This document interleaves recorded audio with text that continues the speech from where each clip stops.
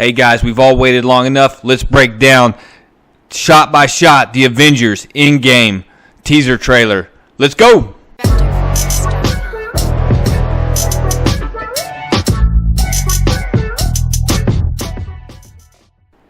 Hey, fair warning guys, I know no more than you guys know about this, but I will be speculating on information that is given away in these shots. So if you don't want to hear it, feel free to click on another video, but I'm going to try to pull out some information that I can from the teaser trailer. And Marvel does a good job of faking us all out with that anyway, so let's just check this out. So right off the bat, you start with the shot of Tony Stark's helmet, Iron Man's helmet, sitting there, and him reaching out, clicking it on, and beginning to talk about his situation, how he's been in space for, you don't know how long he's been in space, but he tells you how long it's been since he ran out of food and water, which has been 4 days, and he's going to run out of oxygen by next morning. So it gives you this shot of him, and he looks like a defeated, beaten man who's given up.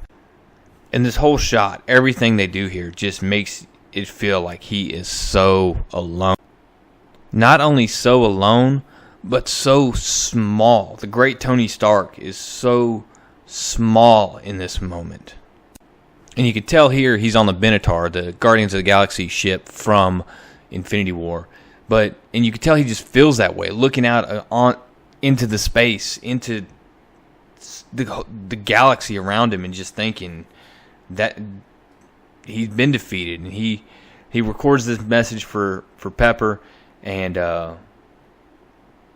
cuts it off and just sits back and he accepting that he's going to die in space alone.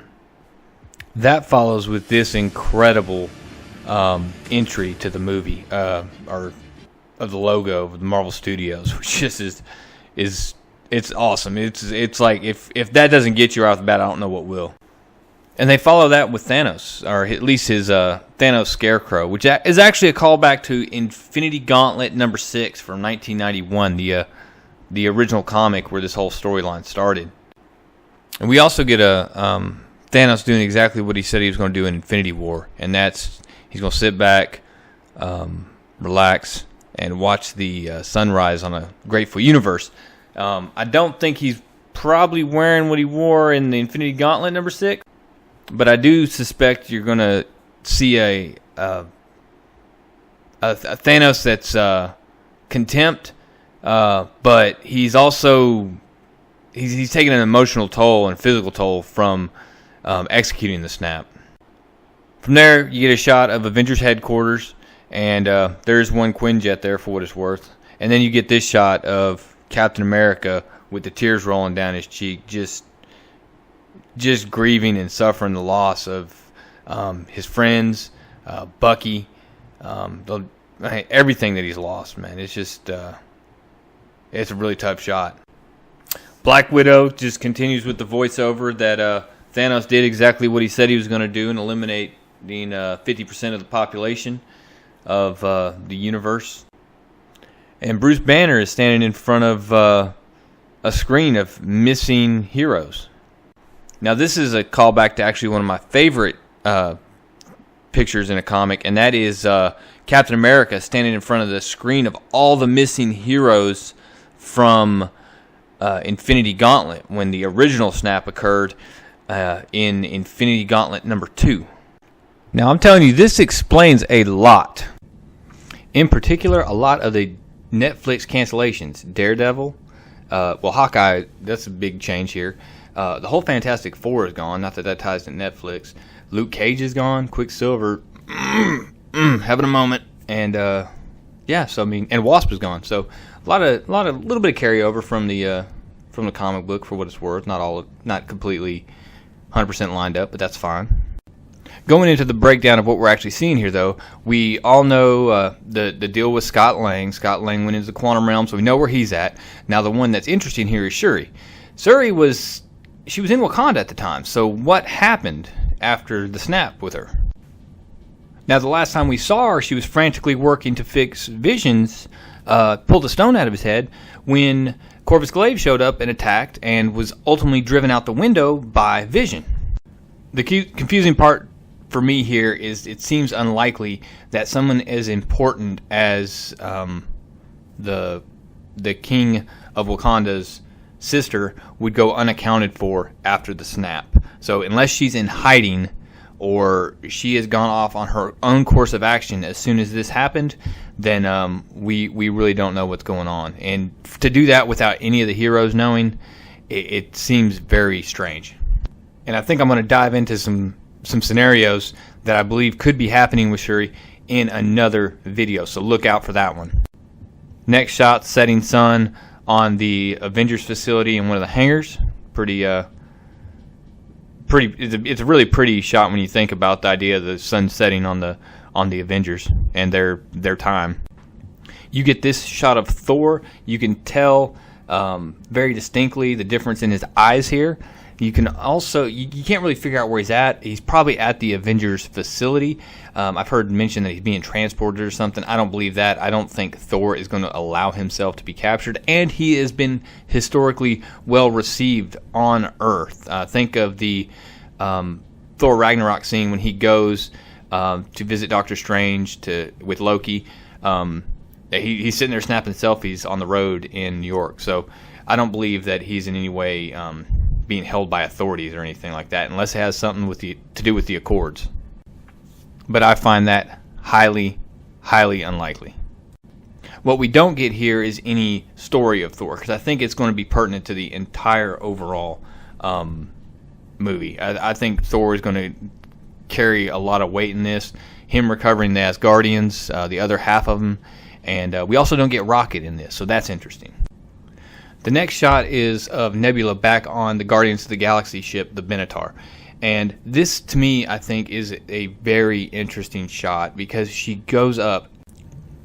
And while initially it looks like she's running her hand over a piece of equipment or something, you look and it's actually somebody's shoulder. And there's neck right there.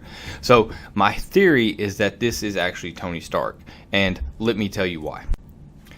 When the Guardians of the Galaxy arrived, they brought the Benatar. Now, when Nebula arrived, she arrived in a separate ship from Sanctuary 2.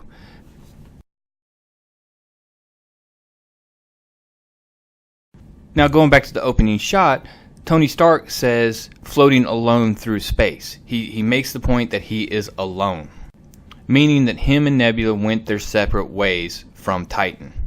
So what do I think happened? I think Nebula left. She went to go find Gamora. She was in a rage. She's always been a very on her own person. She's very independent. She, constantly could have been accepted into the Guardians of the Galaxy, always left on her own to go pursue Thanos, and she's not done with that. But she has to go find out for sure what happened to Gamora. So she leaves for Vormir to go find that out. Her and Tony Stark are going to have a heated argument about how he needs to get back to Earth. For some reason, the ship's not going to be able to do that. But she comes back is the big takeaway. And he's not going to be dead. He's going to be passed out from the oxygen level being so low, but he won't be dead. Nebula will eventually take him back to Earth, and I can't wait to see when Nebula and Rocket see each other, and it's going to be the comments there are going to be epic about you're the only one that survived. Really, out of all of them, it was the darn triangle-faced monkey or rabbit or whatever they're going to call him. But it's going to be hilarious. I can't wait to see that part. But that's my theory here on this scene. That is Tony Stark that she is putting her hand on right there. And ultimately, I just don't believe they're going to let Tony Stark die floating in space. He's going to go down a hero if he goes down in this movie. From there, we get the shot of the back of Ronan cleaning off his blade. And, man, this looks good. I mean, and this is a callback to Ronan in the New Avengers. And I'm telling you, I suspect Clint just to be absolutely brutal in this movie. He is in Japan in this shot. I can't remember the name of the gang he's fighting right here, but it appears that Black Widow has finally hunted him down and is trying to bring him on the team because she knows they're going to need him. and I think it's probably a callback. They have such history to she knows how brutal he can be, and she's kind of almost shocked at that he's went this way. But then when he turns, man, you just see the emotion in his eye. I mean, that shot right there. He has lost everything, and he doesn't care anymore. So it is going to be really interesting to see what they do with his story arc during this and what he goes through. I'm probably more excited about Hawkeye in this movie, or Ronin, than a lot of the other characters, honestly, because he's going to be amped up in this one. Next shot, you have Captain America in his uniform from Winter Soldier, probably the best one he had, and then you also have Black Widow. Now, I haven't mentioned it before, but something finally drove him to shave and to get back into the uniform with a star on his chest. What that is, whether he just decided that in this time of disaster he was putting himself aside and he was stepping into that that sign, that emblem, that sign of hope that Captain America represents, I don't know, but I'm sure that's going to be a portion of it. I don't think he's just going to show up and without the beard when they come back, and I think there's going to be something behind that. The shot here of Peggy Carter in his compass, it's a callback to the first Avenger. Now, on this one, I don't know if they're trying to lead us down this time travel path. I thought it'd be cool if if it is time travel and he got left back in time, and he was basically able to go underground. But I don't know that they'll be able to go that way. It'll be interesting if they do. But it's a callback. Maybe he's ready. He's ready. Everything he loved was gone. The last thing he had really was Bucky from his timeline, and now he's just a man out of time. So it'll be interesting to see what they do with this. Last shot of Black Widow and Captain America. Black Widow saying, "This is going to work, Steve," and Steve replies, "I know it's going to work because I don't know what else. I don't know what I'm going to do if it doesn't." And I mean, this is going to be a great movie. Just the acting already in this trailer, I'm just pumped for it. It's so emotional. Then you get the emblem, the big name reveal. It definitely is not going to be in game according to the Russo. Oh, it's in game. So it's Avengers End Game. It sounds great. It works. I don't know why they had to be deceptive about it. Honestly, it was great marketing, I guess. Then the final thing we get is Scott Lang, and I got a big theory on this one, and it's that, we made a big deal about how Scott Lang was going to get out of the quantum realm, and kind of forgetting that he's been there before. He's done this, and all he had to do was, and before he kind of, once he caught himself, he got his mind right, he just had to get big. And why not that same issue here? Why can't he do the same thing? Surely they're not completely dependent on the device, and they have an emergency or a secondary fix to pull him out when needed, which would be, hey, adjust your dial and get big, right? I mean, it makes sense. Now, looking at the timeline on this, there's nothing from Captain America and Black Widow that gives us a hint on the timeline. Now, what does give us a hint is that he's got the van. If it's been 5 years, what's the likelihood that he could have found the van? Now, we don't know if this recording is current or old. Now, they hint in the preview or in the teaser that it's happening right now. Now, is that the case, or are we getting toyed with like by the Russos and what they do?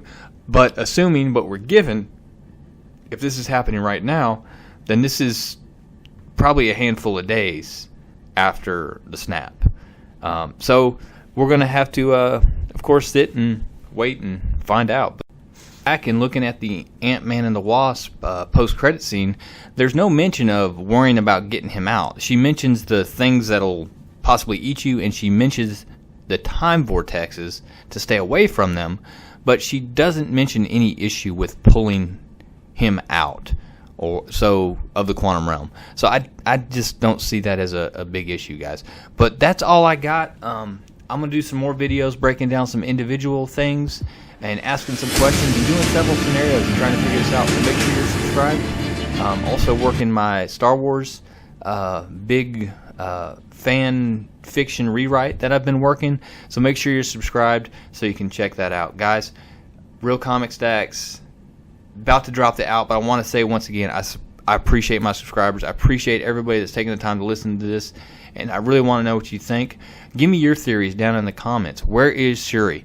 And how long has Scott Lang been out? And what happened to Nebula? Why did Nebula and Iron Man split? Let me know down in the comments. I want your opinions on it. I want your ideas on it, and I want to be able to discuss it with you guys. And that's all I got, guys. Real Comic Stacks out.